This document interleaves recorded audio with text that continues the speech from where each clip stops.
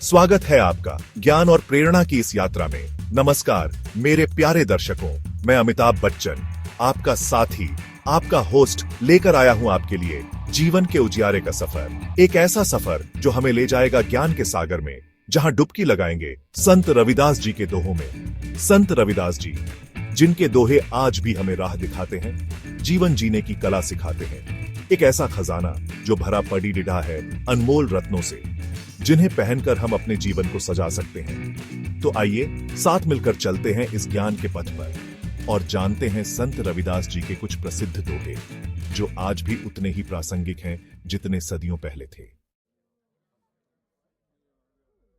कहते हैं ना, तीर्थ करो हजारों, मन की मैल न तारो। यही बात संत रविदास जी ने अपने इस दोहे में कही है। मन चंगा तो कठौती में गंगा। अगर हमारा मन पवित्र है, विचार नेक है, तो हमें किसी तीर्थ यात्रा की जरूरत नहीं। हमारे अंदर ही गंगा बह रही है, पापों को धो रही है, हमें पवित्र कर रही है। आज के समय में जब हम जाति और धर्म के नाम पर बंटे हुए हैं, तब संत रविदास जी का यह दोहा हमें एक नई दिशा दिखाता है। जाति न पूछो साधु की, पूछ लीजिए ज्ञान। किसी भी व्यक्ति का सम्मान उसकी जाति से नहीं, बल्कि उसके ज्ञान और कर्म से तय होता है।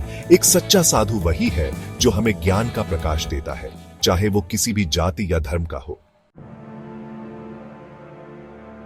जीवन एक अनमोल तोहफा है, एक ऐसा खेल जो हमें ईश्वर ने दिया है। मानुष जन्म दिया है जगत में खेलन को खेल। लेकिन यह खेल हार जीत का नहीं, बल्कि प्रेम, करुणा और सेवा का है। हमें इस खेल को पूरे जोश और उत्साह के साथ खेलना चाहिए, ताकि अंत में हम जीतकर ईश्वर के पास पहुंच सकें। चैप्टर 4। संत रविदास जी ने खुद अपने जीवन से यह संदेश दिया कि जाति एक मानव निर्मित भेद है जो हमें बांटता है। संत रविदास चमार, जाति के भेद नाही भाव। उन्होंने समाज को यह समझाने का प्रयास किया कि ईश्वर के सामने सभी समान हैं, फिर हम इंसानों में भेदभाव क्यों।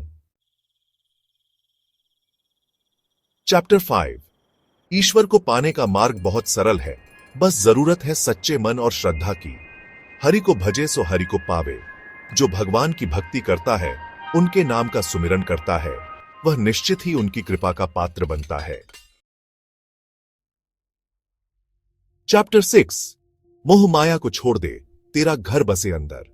इस संसार में हम सब मोह माया के बंधन में बंधे हुए हैं, जो हमें सच्चे सुख से दूर रखते हैं। मोह माया को छोड़ दे, तेरा घर बसे अंदर। जब हम इन मोह माया को त्याग देते हैं, तभी हमें अपने अंदर ईश्वर का वास दिखाई देता है।